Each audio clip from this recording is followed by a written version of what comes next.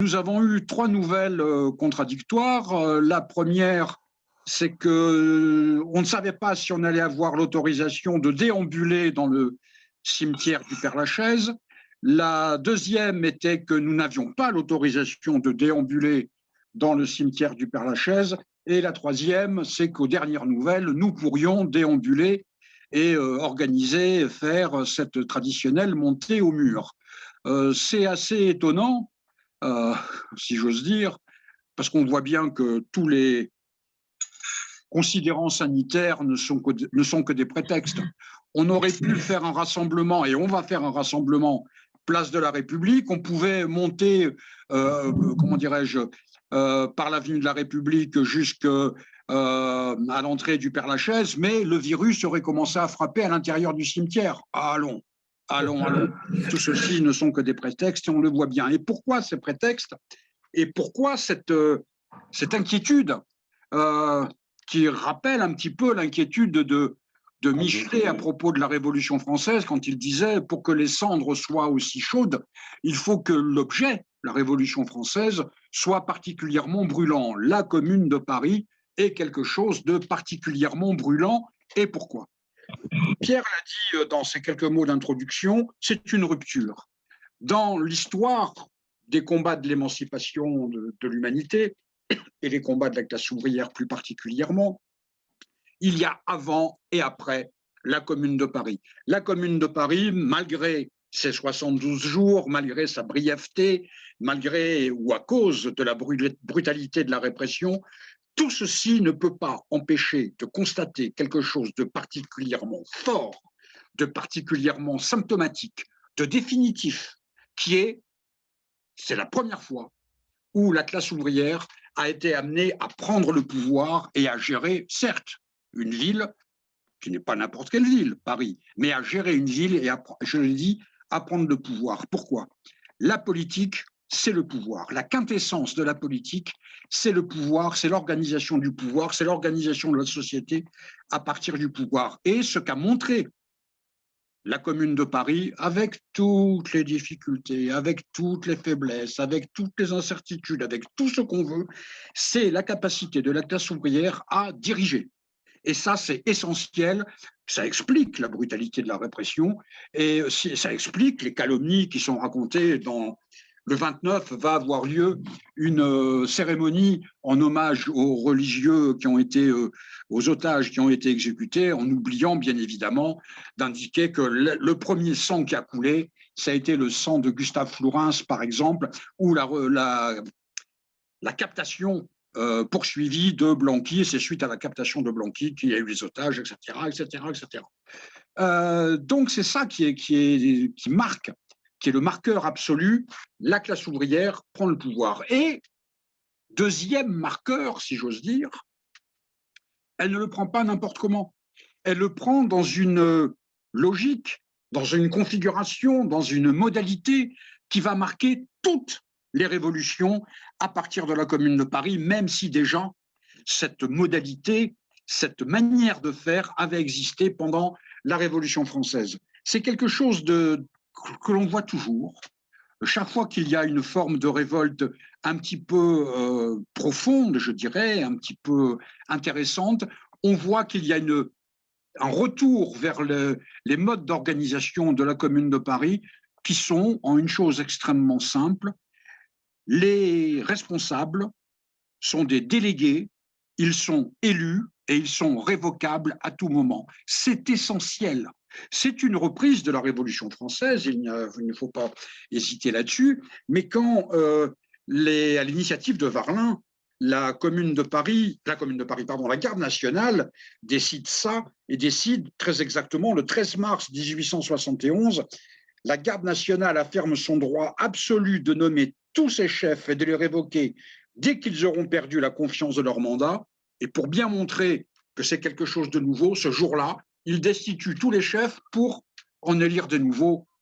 Nombre des nouveaux étaient déjà élus, c'est une autre discussion, mais la révocabilité des élus et le fait que les élus n'aient pas un salaire supérieur, un salaire exorbitant, c'est un salaire d'ouvrier. Il y a quelque chose dans cette logique subversive, terriblement subversive de la Commune de Paris, qui me semble à relever, c'est que les responsables de la Commune n'étaient pas appelés ministres. Ce sont des délégations ou des commissions. Et ce n'est pas du tout quelque chose de sémantique. Une délégation, ça se donne, ça se retire. Une commission, ça se donne, ça se retire. Un ministère, étymologiquement, c'est un métier. Cela montre bien que les communards n'avaient pas la conception, je dirais, professionnelle de la politique et de la chose publique, mais une vision pratique. J'ai dit subversive, libertaire dans le sens plein et entier. On n'est pas des professionnels de la révolution, on n'est pas des professionnels de la politique. Si on ne fait pas le travail pour lequel on a été élu, eh bien, on est destitué, on est révoqué. Et c'est quelque chose que l'on va voir dans toutes les révolutions ultérieures. Ça me semble vraiment quelque chose sur lequel il faut insister. Troisième aspect, et qui va, à mon avis, de pair avec cela, et qui tord le cou à une calomnie, et Rémi y reviendra, en prenant l'exemple de Toulouse et de Narbonne. On a trop souvent voulu expliquer que la Commune de Paris, c'était quelque chose de non seulement limité à Paris, mais avec une sorte de volonté monarchique, impériale, bonapartiste, que Paris décide au reste du pays. Or, la conception de la Commune de Paris, qui était extrêmement importante, qui était partagée par tous les courants, peu ou prou, même avec des nuances, parfois même avec des nuances fortes, mais ce n'est pas la question, c'était que Paris, en quelque sorte, ne devait être qu'un exemple, rien de plus. Gustave Courbet a cette formule que je trouve forte, Gustave Courbet. Paris a renoncé à être la capitale de la France. On voulait gérer, les communards voulaient constituer la France, non pas comme un pays hyper centralisé, mais une autonomie, une série d'autonomies communales. Et c'est très curieux d'ailleurs, parce que les communards ont repris quasiment mot pour mot la déclaration de Robespierre du 10 mai 1793, alors que nombre de communards étaient opposés à Robespierre, c'est « il faut fuir la volonté des gouvernements de vouloir trop gouverner ». C'est quelque chose d'important parce que cet aspect a été occulté d'une part, a été calomnié. Les Versaillais et Thiers en particulier ont expliqué que la Commune voulait régenter le pays, c'est l'inverse. Et si on n'a pas présent cette volonté de communaliser, je dirais, le pays, on ne peut pas comprendre toutes les tentatives insurrectionnelles, plus ou moins réussies, c'est une autre question, plus ou moins importante, c'est un autre débat. Toutes ces volontés insurrectionnelles qui ont eu lieu dans les villes de province et parfois de manière extrêmement importante. C'est le troisième aspect, à mon avis, de la Commune sur lequel il faut insister. Ce n'est pas quelque chose de... Comment je peux dire ça? Un phénomène isolé qui aurait été à l'intérieur des ceintures parisiennes, c'est un mouvement général sur toute la France, mais bien évidemment, l'expression la plus pure, la plus achevée, la plus emblématique a été la prise du pouvoir et l'organisation de la Commune de Paris. Ça nous amène à un autre type de réflexion, je dirais, de mon point de vue, hein, c'est la vie interne de la Commune de Paris, sur lequel il faut faire extrêmement attention. J'ai insisté là-dessus lors de la rencontre à la librairie de la Libre Pensée à laquelle Pierre faisait allusion. Il ne faut pas voir la Commune de Paris avec le regard de 2020, 2021 et projeter des réalités contemporaines sur les réalités de l'époque. On ne peut pas parler de parti politique pendant la Commune de Paris, ou plus exactement, il faudrait parler de parti politique au sens très large du terme, au sens regroupement de partisans. Mais ces courants existaient, les blanquistes, les jacobins, les radicaux, les internationaux, les libertaires de diverses obédiences, les néo-babouvistes, etc. Mais si on cherche à considérer qu'il y avait des partis structurés à l'intérieur de la Commune de Paris, on va faire une erreur d'appréciation considérable. Je me permets d'insister là-dessus parce que pendant très longtemps, il était expliqué que la faiblesse de la Commune de Paris était l'inexistence de partis politiques. Non, les partis politiques modernes n'ont existé qu'à partir des années 1880-1890. Si on reproche à la Commune de Paris d'avoir failli, d'avoir échoué, à cause de cela, on se trompe de quelque chose comme une erreur de perspective d'une vingtaine d'années. C'est quelque chose qu'il faut avoir présent à l'esprit. Il y avait une vie politique, les clubs, les revues, les journaux. L'IRELP a retrouvé dans ses archives la collection du Père Duchesne de la Commune de Paris. Nous allons publier certains numéros. Donc, toutes choses étant égales, il y avait non pas des partis politiques, mais l'équivalent de partis politiques au sens regroupement de partisans. C'est un élément également important. Autre élément, c'est, je dirais, le rapport entre la Commune de Paris et la République. Contrairement à ce que l'on pourrait croire de manière rapide, c'est la Commune de Paris, par son insurrection, a empêché le retour à la monarchie que l'Assemblée versaillaise était en train de préparer. Pour reprendre la formule de Jules Vallès, avec nos fusils d'insurgés, nous avons calé la République. C'est ce combat-là, le combat de la République, de la Commune, veuillez m'excuser, d'un certain point de vue, un combat d'avant-garde qui a permis au reste du pays de pouvoir macérer sur le chemin indispensable de la réflexion pour aller à la République, parce que la République, ce n'est pas, comme va être le début de la Troisième République, ce n'est pas l'absence de monarque, ce n'est pas uniquement ça. La République res publica, c'est tout le monde, c'est l'affaire de tout le monde, et c'est comme ça que petit à petit, je dirais, la République va se charger d'un contenu extrêmement important. Ça, c'est aussi un élément important et qui, bien évidemment, cette question de la République amène une autre réflexion qui, pour nous, libres penseurs, est particulièrement importante. C'est le décret du 3 avril 1871 sur la séparation des églises et de l'État. C'est un décret très bref. Et surtout, la force de ce décret, je vais citer un des considérants qui pour moi est le considérant essentiel, considérant que la liberté de conscience est la première des libertés. On voit apparaître pour la première fois dans l'histoire politique ou dans l'histoire philosophique, peu importe, la notion de liberté de conscience. C'est une notion qui n'existait pas pendant la Révolution française, par exemple. C'est une notion qui, bien évidemment, n'a pas existé tout au long du XIXe siècle, qui, dans la période du Second Empire, cette alliance du sabre et du goupillon, pour parler comme Blanqui, marquait exactement l'inverse. Là, pour la première fois, la première des libertés est considérée comme devant être la liberté de conscience. C'est quelque chose que l'on va retrouver dans la loi de 1905, cette force, comment dirais-je, oui, cette force, cette mise en avant de la liberté de conscience. La phrase d'avant, celle que je viens de lire, est également importante. Que dit-elle ? Considérant que le premier des principes de la République française est la liberté. Je voudrais attirer votre attention, si vous le permettez, sur ces éléments de langage. Actuellement, et ce n'est pas du tout des éléments de langage, et ce n'est pas du tout sémantique, on nous explique que la chose la plus importante serait les valeurs de la République. Quand on regarde bien, les valeurs de la République, ça ne veut absolument rien dire. Par définition, une valeur peut perdre de sa valeur. Une valeur peut se démonétariser. Le principe, c'est autre chose. Le principe, étymologiquement parlant, c'est la chose qui est la première. Et on ne peut rien mettre devant un principe.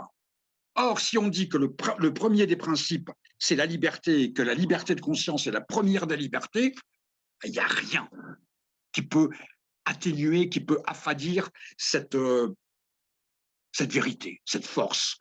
C'est très important parce que toutes les discussions actuelles sur les valeurs de la République, sur la surveillance des associations, sur les chartes ou les pseudo-chartes de laïcité, sur tous les éléments qui font qu'on atténue ce principe de la République me semble extrêmement important. Il n'est pas du tout un hasard d'ailleurs de voir que le décret de la Commune de Paris était particulièrement bref et que les circulaires et les lois ministérielles, même quand le Conseil constitutionnel en supprime un paquet, c'est une liste d'articles interminable.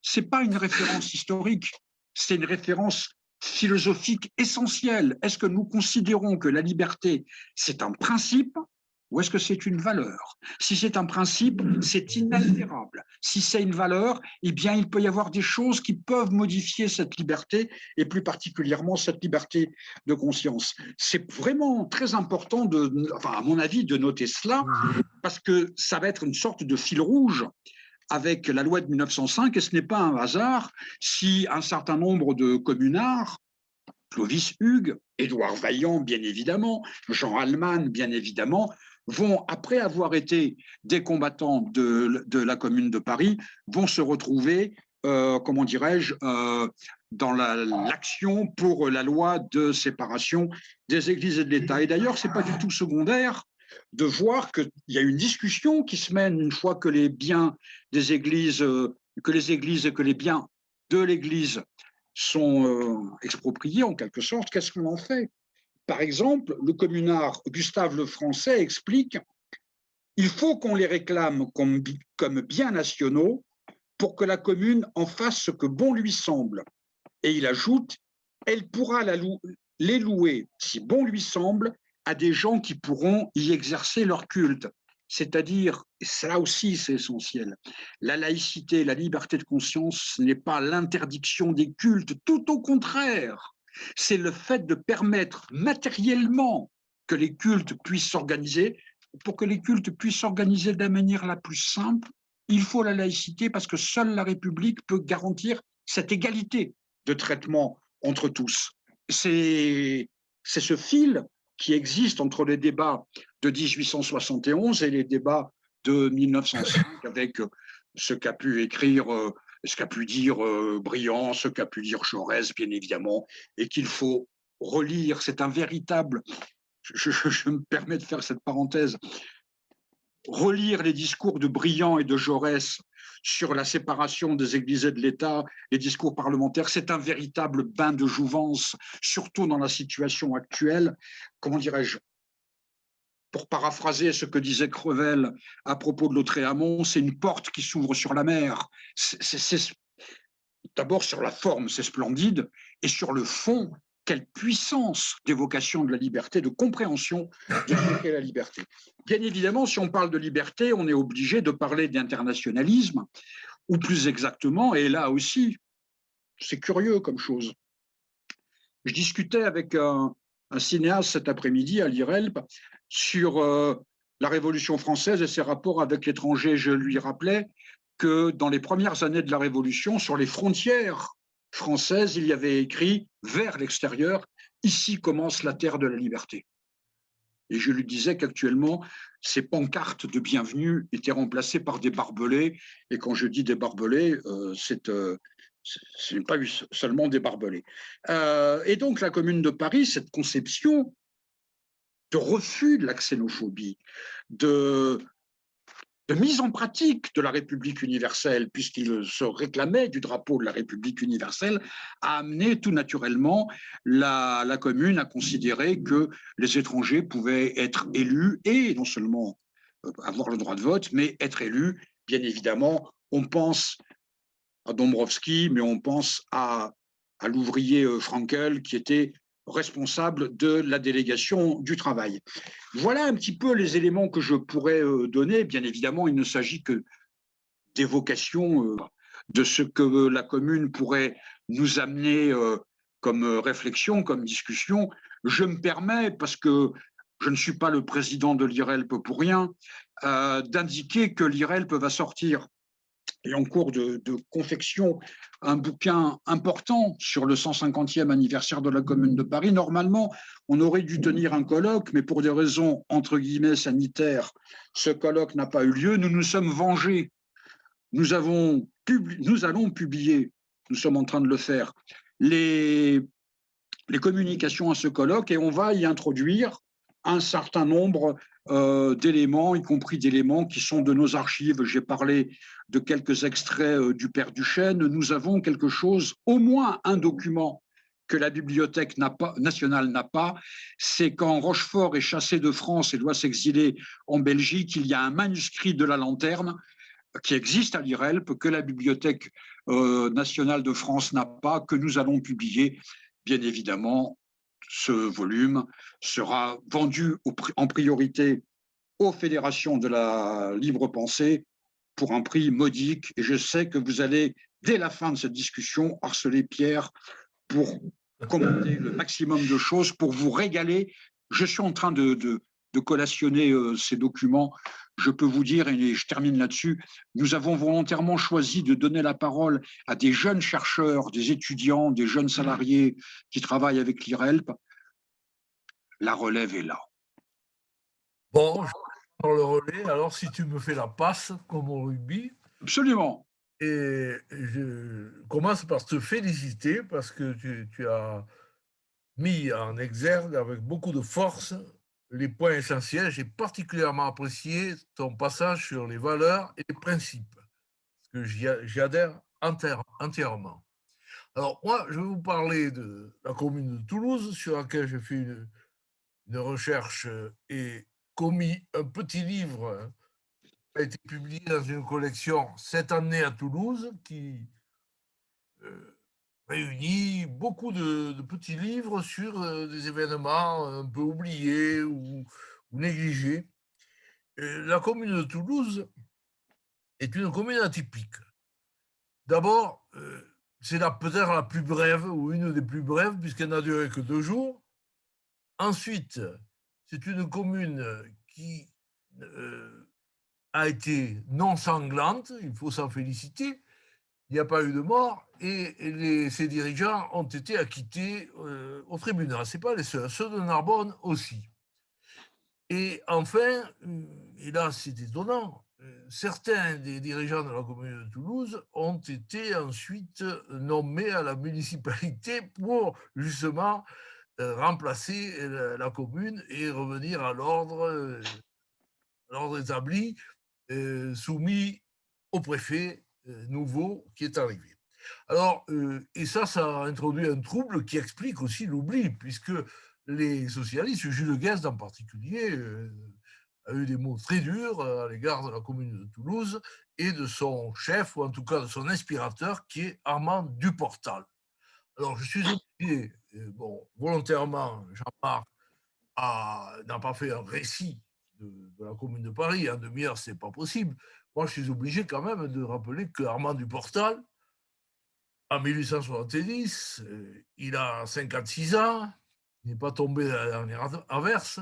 C'est un vieux républicain qui a commencé à écrire des articles contre la monarchie à 18 ans, en 1832, qui s'est épanoui ensuite, évidemment, dans la Seconde République 1848. Il s'est opposé au coup d'État du 2 décembre et il a été transporté, parfois on dit déporté, mais enfin transporté en Algérie quelques années.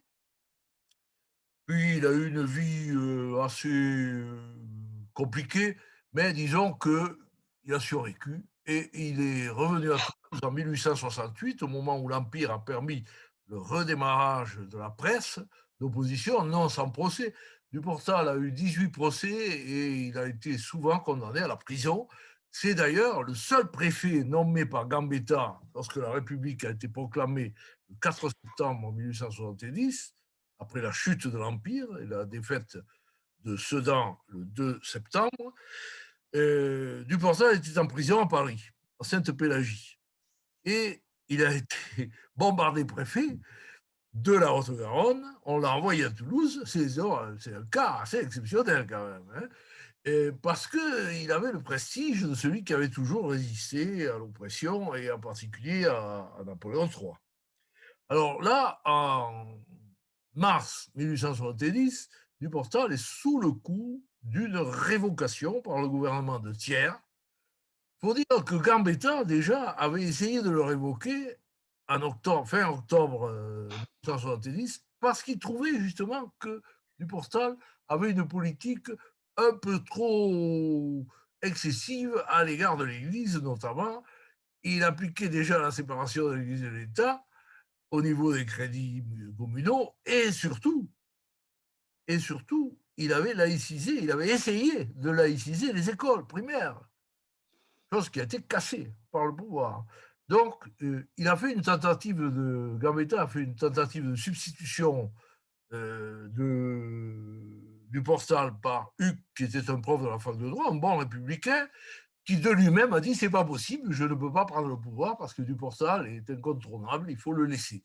Alors, ça vous explique que la révolte de Toulouse, qui commence un peu comme à Paris, ce sont les gardes nationales, c'est-à-dire une espèce de milice populaire, populaire dans les quartiers populaires, bourgeoise dans les quartiers bourgeois. Ce sont ces gardes nationaux qui s'installent au Capitole de Toulouse et qui réclament essentiellement le maintien de Duportal comme préfet, avec l'idée que peut-être ce qui a marché avec Gambetta pourrait marcher avec Thiers. Idée fausse, évidemment, idée entièrement fausse.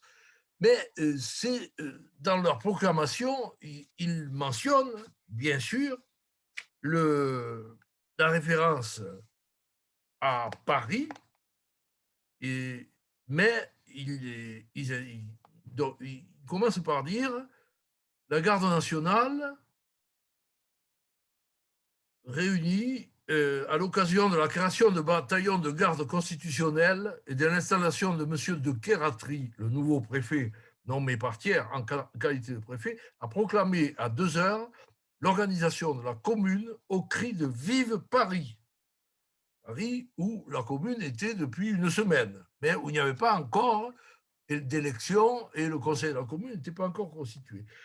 Le corps d'officiers de la garde nationale sédentaire constitue la commune de Toulouse.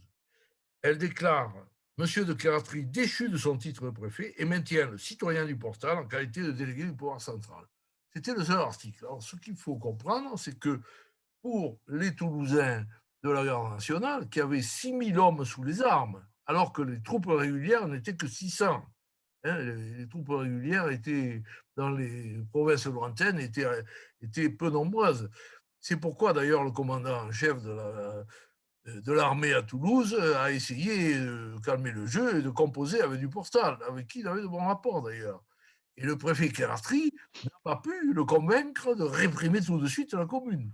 Khératry s'est replié à Agen, comme Thiers s'est replié à Versailles, et il a préparé le retour et la répression qui ont eu lieu 2 jours plus tard simplement. Alors la commune de Toulouse n'a pas pris de mesures extraordinaires, elle s'est bornée essentiellement à réclamer le maintien de Duportal. Voilà un petit peu l'histoire, et aussi de contrôler l'arsenal. Alors le point de départ peut-être qui a le feu aux poudres, c'est le cas de le dire, c'est que le préfet et le gouvernement et le nouveau préfet voulaient reprendre le contrôle de l'arsenal de Toulouse, qui était à la fois un dépôt d'armes et un lieu de production d'armes, une usine militaire.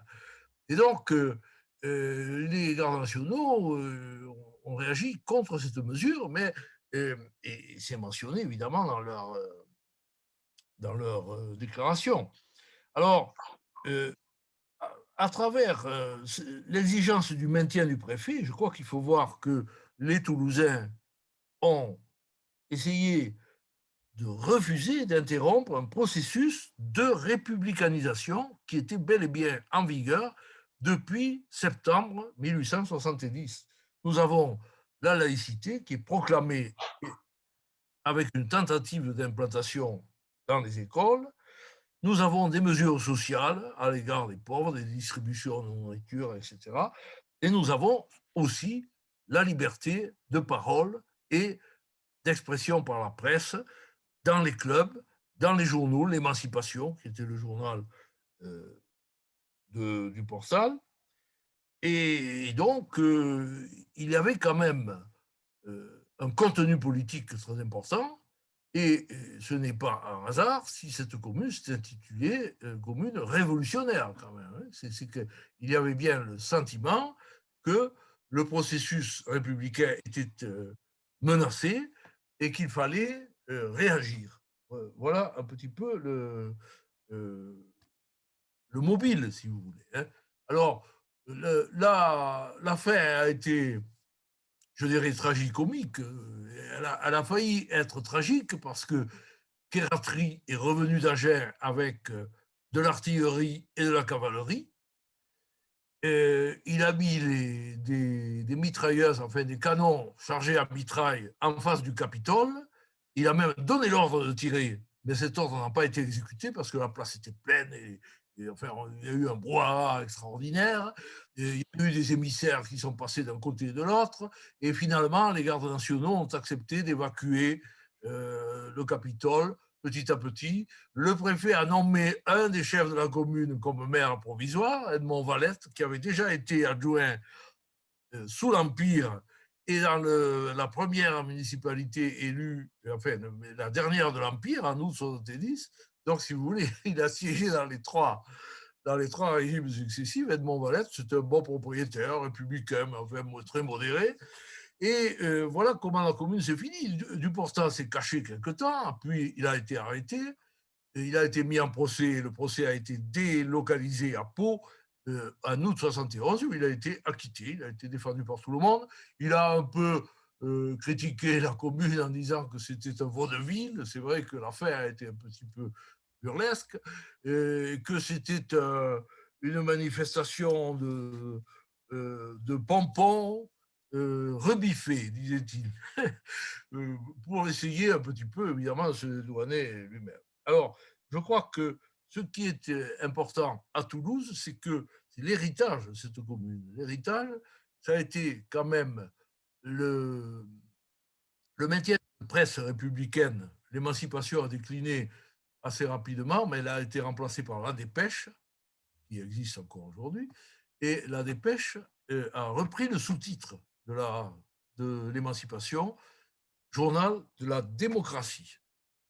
Ensuite, beaucoup de communards ont été des adhérents de l'Internationale et ont été mis en procès en 1873, en vertu de la loi de 1872, que Jean-Marc connaît bien, bien sûr, la loi anti-internationale. Et ces communards, certains ont été les fondateurs du syndicalisme toulousain. Aujourd'hui, on se rend compte que Toulouse était non pas un grand village, comme l'avait dit le doyen Godeschaux, mais une ville d'industrie modeste, d'industrie dispersée, mais très active, notamment dans le secteur des meubles, dans le secteur du textile, etc. Et Émile Hébrard a été le premier secrétaire de la Bourse du Travail, inauguré par Camille Journac, maire radical socialiste, et par Jean Jaurès, qui était à ce moment-là adjoint, en 1892. Il y a donc un héritage très important. Et l'héritage aussi, ça a été que la manifestation d'une commune révolutionnaire solidaire avec celle de Paris a fait que les radicaux toulousains, qui dominaient un petit peu le secteur de la gauche toulousaine, même si à Toulouse, il y avait aussi beaucoup de réactionnaires, beaucoup. L'Église était très puissante, très implantée. Il y avait des légitimistes, des orléanistes, qui ont essayé de constituer un bataillon, d'ailleurs, qui n'a pas donné, qui n'a pas été efficace. Ce sont les troupes régulières de Khératri qui ont maté un peu la commune. Et donc, ces radicaux ont été obligés, toujours dans leur conseil, de prendre des éléments de la gauche communarde. Et c'est comme ça que le brave Armand Duportal a commencé, à 60 ans passés, une carrière politique qui l'a conduit d'abord à être conseiller municipal, conseiller général, député en 1876, réélu en 1877, réélu en 81, réélu en 85, il est mort en 87. Et toujours, il a siégé à l'extrême gauche, dans la Chambre. Et il a combattu Gambetta, lequel a essayé de le discréditer en disant qu'il avait demandé sa grâce à Napoléon, comme beaucoup de transportés en Algérie, etc. Duportal n'est pas certes un saint, mais on l'a présenté comme un type cupide et individualiste, ce qui est, je crois, faux et qui est prouvé par beaucoup de documents. Donc, si vous voulez, la commune de Toulouse a donné un peu la tonalité d'une gauche plurielle à Toulouse, d'une gauche englobant des éléments révolutionnaires. Charles Deffitte, par exemple, blanquiste, a été conseiller municipal, non sans incident. Alors, il y en a un que je vais vous raconter et qui va vous égayer, c'est, enfin, vous faire sourire en tout cas. Duportal avait une cote populaire extraordinaire. Quand il est mort, la municipalité a voté tout de suite l'érection au cimetière d'un monument magnifique. Et pour inaugurer ce monument, il y a eu un défilé. Alors, Charles Deffitte, qui faisait partie de la municipalité de Camille Urnac, radical, mais lui était socialiste, blanquiste, il est passé avec quelques copains en brandissant le drapeau rouge en tête de la manifestation. Et Urnac a été furax, évidemment. Il a dit vous exhibez le drapeau de la Révolution, c'est pas du tout. Et Deffitte a répliqué mais Duportal était sous le drapeau rouge et par conséquent, nous le maintenons. Après, il y a eu un tas de débats pour savoir quelle rue il fallait baptiser Armand Duportal. On s'est résolu à baptiser un boulevard un peu quand même à l'écart, mais enfin, on l'a fait. Et donc, je crois que la commune de Toulouse, pour courte qu'elle ait été, a été à marquer sur le passé toulousain. Je mentionnerai aussi que quelques Toulousains ont été des militants de la Commune de Paris, en particulier Lissa Garay, qui a Tout été à fait. bien dans l'histoire de la commune. Lissa Garay a été auprès du Portal pendant 3 ou 4 mois, en 70 jusqu'au début 71, et également Allemann qui a participé, qui était très jeune, qui avait 30 ans à ce moment-là, mais qui a participé à la commune. Alors, maintenant, que dire de la commune de Narbonne? La commune de Narbonne a duré une semaine. La différence avec Toulouse, c'est qu'elle n'a pas été fondée par la garde nationale, mais par les clubs républicains qui se sont installés à l'hôtel de ville et qui ont choisi comme leader Dijon, qui n'était pas narbonnais, après avoir sollicité le maire de Narbonne, qui a pris la fuite. Les adjoints, 2 adjoints ont été pris en otage, on n'aura pas fait mal d'ailleurs, ils s'en sont sortis très bien, mais ils n'ont pas voulu diriger la commune. Un seul conseiller municipal, Baptiste Limousi, jardinier, a été nommé président, et Dijon, qui était connu, qui était un journaliste très talentueux, et qui était très lié à Louise Michel, par exemple, enfin, qui était connu à Paris, etc. Dijon en a été le chef de la commune, et il lui a donné un tour, je disais, beaucoup plus révolutionnaire que celle de Toulouse. Ça a duré 7 jours. Pourquoi? Parce que l'armée disponible était elle-même en état de mutinerie, à la suite d'ailleurs de la pression des femmes qui ont participé de façon qui étaient adhérentes au club et qui ont participé de façon très active à la commune et qui ont empêché le bataillon qui avait été délégué pour étouffer la commune d'agir. Il est revenu dans la caserne et on n'en a plus entendu parler. Et dans ces mutins, je dirais un peu passifs, mais enfin, ils ont empêché la répression. Il y avait le père d'André Marty, qui ensuite a été un leader communiste connu. Bon, donc la commune de Narbonne a été réprimée par des troupes de Perpignan, des troupes coloniales, les Turcos, ce qui d'ailleurs, évidemment, donne un parfum particulier. Des troupes coloniales réprimant une commune en France, c'était assez étonnant. Mais donc, en l'espace d'une semaine, je pense que Dijon a effectué des actes comparables à ceux de la Commune de Paris, c'est-à-dire qu'il a réquisitionné certains bâtiments industriels abandonnés, par exemple, il y a un décret, il a permis la séparation de l'Église et de l'État, il a également effectué des distributions de vivres, etc., tout un côté social. Alors la thèse de Marc César explique ça très bien. Et ensuite, il a été... Bon, la répression a fait 2 ou 3 morts. On discute encore pour savoir si y a eu 2 ou 3 morts. Bon, c'est évidemment sanglant par rapport à Toulouse, mais beaucoup moins qu'à Marseille ou qu'à Paris, n'en parlons pas. Et le procès a été délocalisé là aussi.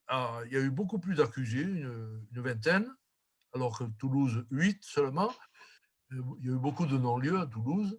Donc, les communards narbonnais ont été tous acquittés, hein, parce qu'en définitive, ils n'avaient pas commis d'actes criminels, et les jurés de l'Aveyron, qui étaient de braves propriétaires ruraux de tendance plutôt réactionnaire, la plupart, ne se sont pas sentis de condamner, si peu que ce soit, les Narbonnais. Et à Narbonne, évidemment, la commune a été une référence constante ensuite pour Féroul, qui est devenu maire en 1891 et qui a eu garde de maintenir toujours dans ses conseils d'anciens communards, Vidal en particulier. Limousin a été nommé bibliothécaire, et il a eu une fin heureuse.